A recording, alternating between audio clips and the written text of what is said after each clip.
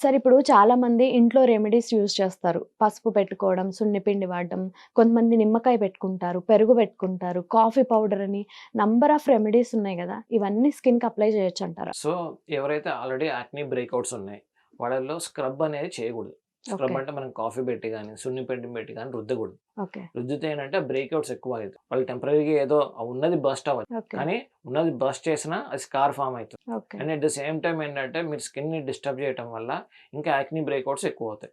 Okay. And కొంతమంది ఇప్పుడు చాలామంది పసుపు కూడా పెడుతున్నారు. సో, క్వాలిటీ ఆఫ్ పసుపు ఏంటది? పసుపుకి యాంటీ బ్యాక్టీరియల్ ప్రాపర్టీస్ ఉంటాయి.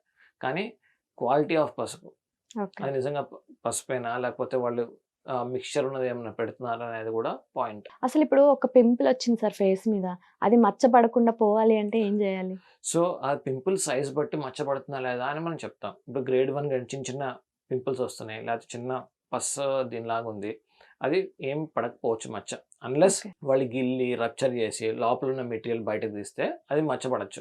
అలా కాకుండా పెద్ద సైజ్ పింపుల్స్ వస్తున్నాయి. నాడ్యులర్ సిస్టిక్ యాక్ని అంటాం మనం. అంటే పెద్ద నాడ్యూల్ లాగా ఉంటుంది. పెయిన్ ఉంటుంది. అలాంటిదైతే మనం ఏమి క్రీమ్స్ రాయకపోతే గనక మచ్చ పడే ఛాన్సెస్ అనేది హైయర్.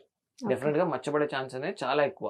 సో, ఇలాంటి పెద్ద యాక్ని వస్తే గనక ఎవరైనా సరే కంపల్సరీగా ఫస్ట్ ట్రీట్మెంట్ అనేది ఇంపార్టెంట్.